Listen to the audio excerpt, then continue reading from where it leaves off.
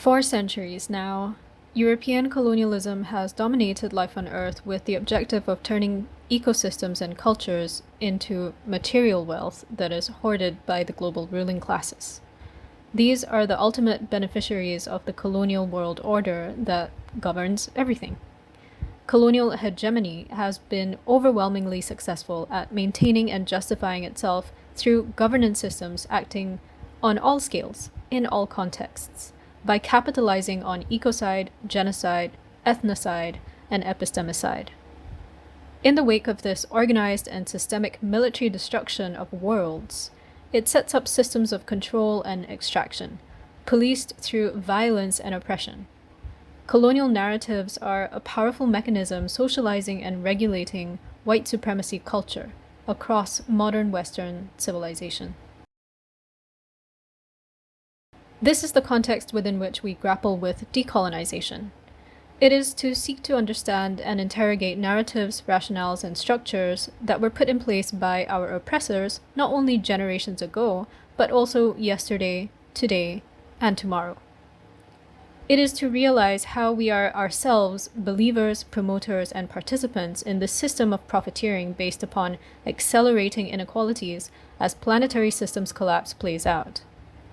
It is to get clear on our individual positionalities and capacities to change our perspectives, our identities, our roles, and responsibilities, such that we may become ever more effective in undermining the sheer overbearing power of colonial hegemony over our lifetimes. So, where do we start? Talking about the experience of decolonization and decolonizing the self. So what does starting on decolonizing feel like? There is a inner outer aspect happening at the same time, while colonizing the self is like peeling layers of the self and observing these patterns of behaviors that show up and that can be barriers to unlearning, in a way recognizing blind spots that are intentionally maintained and cultivated by coloniality. And at the same time, being able to navigate all the layers of confusion, of dissociation that appear when we look at things that we don't normally do. So it's definitely a very non-linear and not easy process to go through. Knowing ourselves deeply and going through the processes of becoming who we really are without all of the pervasive and conditionings that coloniality does to us means acknowledging these patterns within and developing the habit of showing up, even when you don't know exactly what you are doing or not having certainties, but showing up to the work, whatever this work is. So in a way, this aspect of right relationship and focusing on this relationality aspect. Starting this process of decolonization or trying to understand where to start from carries a lot of frustration, a lot of confusion. And I think for me, there was this sense of like betrayal, trying to understand who I am despite everything that other people expected me to be, or what I was supposed to be to keep things as they were. So trying to shed confusion and inner and outer shedding and melting and trying to figure out other ways of being, trying to understand what has been hidden, erased within family context, within a community context, and what has been distorted. Seeing a lot of pain and traumatic experiences and the many levels of dissociation and denial to try to protect something that is very harmful. To face that, for me, there was a lot of sadness and rage and not knowing how to experience or express this kind of feeling because it was so suppressed, demonized. So how to get in touch with those emotions in a healthier way navigating this confusion and frustration in the beginning. It's part of the process, yeah, but it's important to not try to avoid it, but how to go through it. Starting on decolonization, usually people that I see tend to come from either recognizing how sustainability or climate change is linked to oppression, and particularly of indigenous communities and of the broader global south. Usually they might come through the work of really important scholars such as Jason Hickel or other indigenous writers who are trying to send this message. This message has been sent in many ways for centuries, since the start of the European colonial era.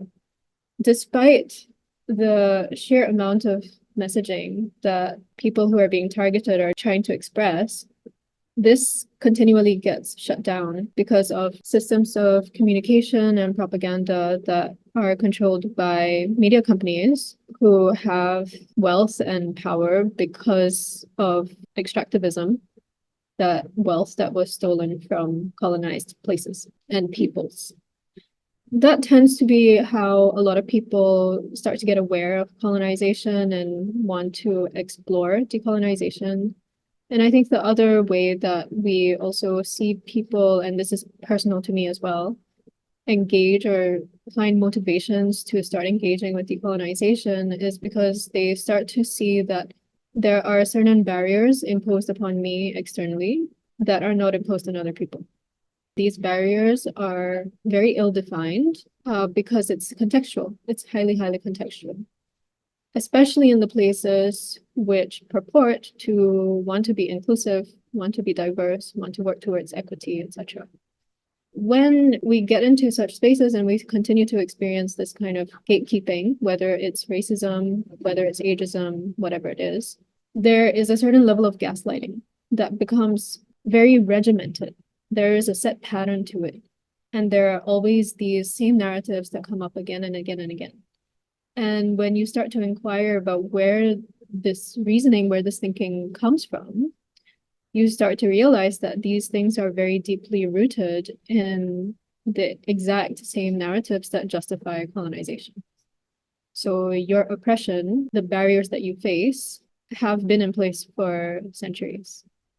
And in some ways, they just morph in order to maintain themselves, but they are very much there, and they are maintained by very powerful forces who usually have the control of wealth as well as the political control of mainstream discourse. All of these aspects are ways to control how humanity exists on planet Earth in order to essentially keep us where they are, regardless of how often it frames itself as it's for our own good, which is obviously the broad overall colonial narrative. So these are the ways that I see people get started on decolonization, and oftentimes it feels like a betrayal of everything that you've ever known. Once you start seeing these patterns, it's very difficult to justify the way that you have been thinking and living. So it feels also like a self-betrayal. And hence, this is not easy work and needs to be done together with other people. Also feels very exhausting.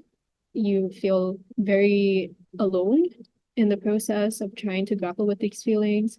And then there's the whole like guilt and shame around recognizing or understanding suddenly the privilege that you have, the privileges that your ancestral lineage has had because of our centuries of colonization. So it does feel very heavy, especially at the beginning, and can take a lot of effort if you don't have the right groups to support you and help to keep you accountable. What I've noticed is that for some folks, it is not a choice. They see what they see and they cannot turn away. Like it is a moral imperative for some folks.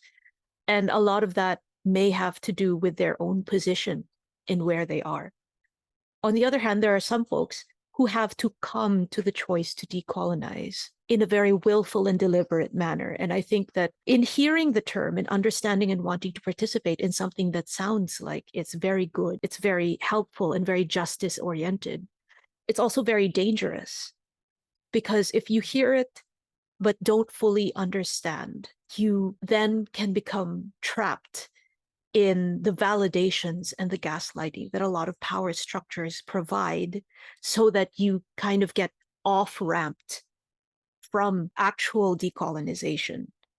One avenue I've noticed where people can return again and again, despite continuously and repeatedly being sidetracked by the incentivizations of hegemony, is to always, always listen to the voices of the marginalized, to always have your eyes open and not unsee what you have noticed about injustices. It takes an active will to choose to say, wait a minute, I'm privileged. Don't suffer the roadblocks that these other people are suffering. And to notice is the beginning. And to not look away is key and absolutely the opening that needs to continue happening. Another key to remaining in that space of openness and listening and honesty, very, very important, because you will be incentivized to lie to yourself and to lie to everyone else so that you can retain your privilege, that sense of comfort and stability that you presently have. Being able to maintain that sense of openness lies in finding other people who have the same sense of openness. That is the work. You can do it alone, but expect burnout quite frequently. It is significantly reduced when you have people who hold the same kind of commitment to openness and the commitment to working through understanding their own position in a world that is vastly unjust, their own roles in perpetuating that injustice, and how they can stop the harm. Our next discussion prompt relates to the kinds of patterns that we see on people's decolonization journeys. People tend to engage in different patterns first, depending on their entry into exploring decolonization, which also relates to their specific contexts. Talking from the perspective of watching and supporting people in sustainability or regeneration, especially in global north contexts, explore decolonization or start to understand injustice, there tends to be this sense that once you can understand how global systems of profit actually feed global inequalities and global injustices, then you start to recognize this pattern that becomes pervasive. It's in everything you touch, it's in everything you feel. That's the moment typically that quite often people will dissociate and just say, well, that's the way that I have to live, so I don't want to look at those ugly things. These are common patterns, and this pattern keeps coming back because it's tiring, it's exhausting, and it requires you, if you are serious about it, basically to change pretty much everything about your life and the way that you see your own roles in global systems of oppression. That is very much the work of even just to understand the importance of decolonization, to be able to see how all of these dots are connected. Who is it who maintains these structures? What are their reasons for doing so? What is it that incentivizes them? And how do they justify it? The pattern that I'm bringing up is pattern recognition itself. That tends to be the first skill that people realize that they're building when entering into an unlearning space, specifically towards decolonization. And I think this also leads you to question everything you know.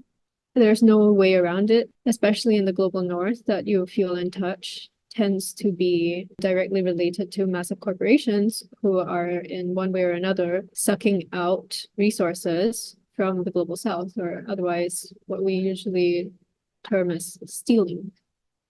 That can put people very much in a space of guilt. Once you see these patterns, they help you to realize the types of narratives that are being used, the ways that these things are being justified, etc.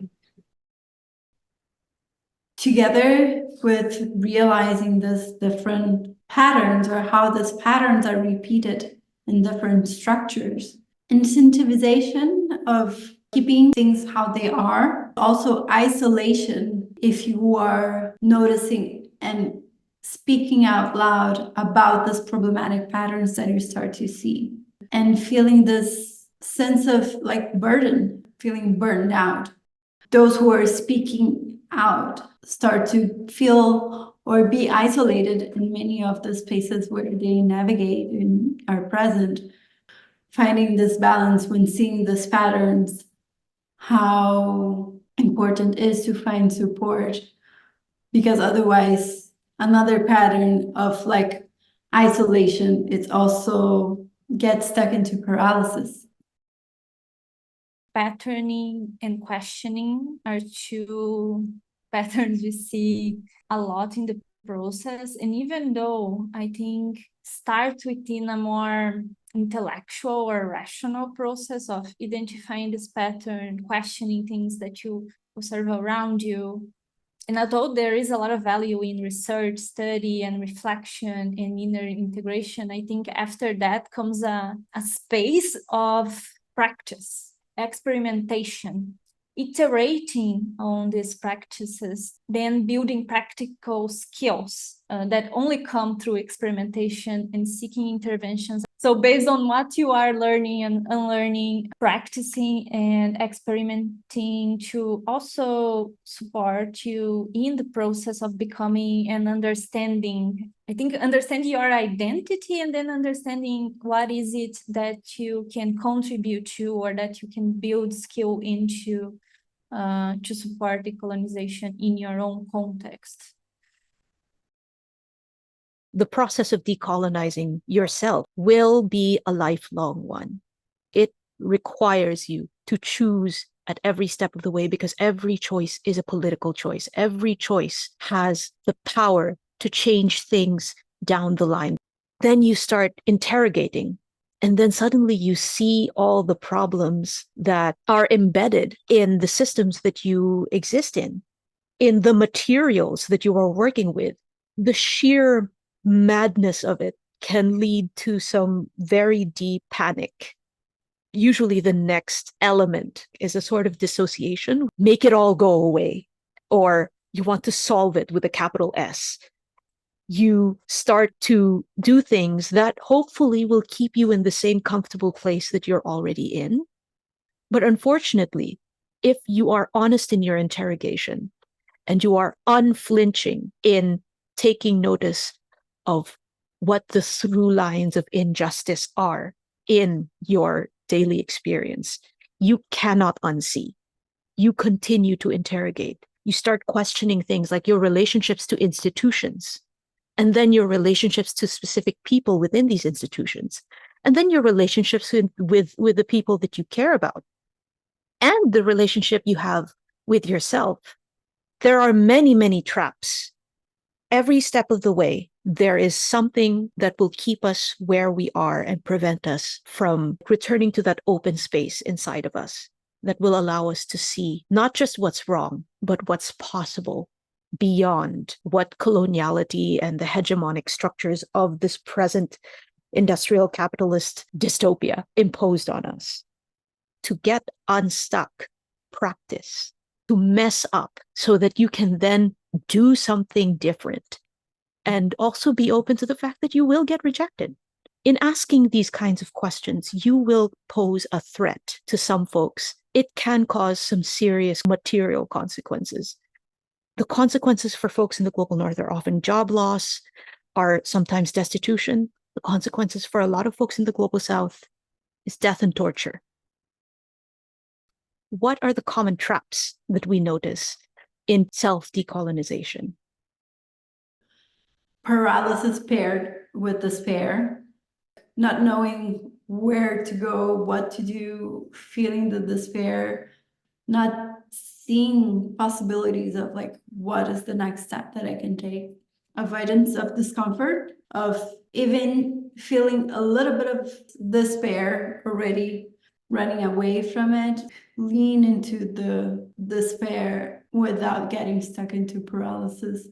And I think combined with these patterns, there is this dissociation, and then getting stuck in a very analytical space, trying to understand everything from a very rational space and getting lost in what it actually the meaning, the semantics, the definition, and what is actually connected with the practice and having this dissociation. I also see a lot of romanticization, of kind of confusing decolonization with indigenous knowledge or worldviews, seeking innocence and affirmation through putting people on pedestals and normally marginalized people and expecting them to show the way to like save the world.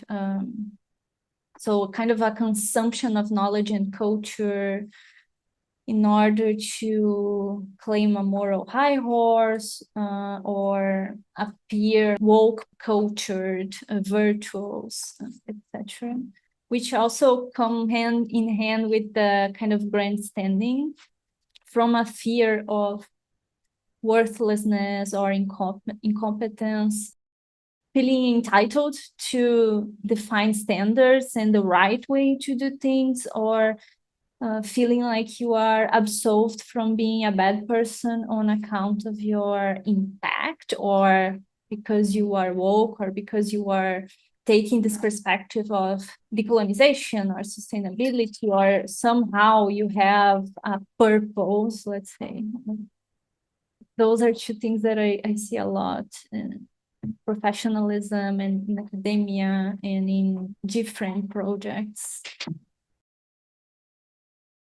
One of the most difficult things that I've seen people process in terms of the traps is that they have always experienced a high amount of social, corporate, or political influence, meaning they have always been in a position in industry or society for their entire adult life where people are really listening to them.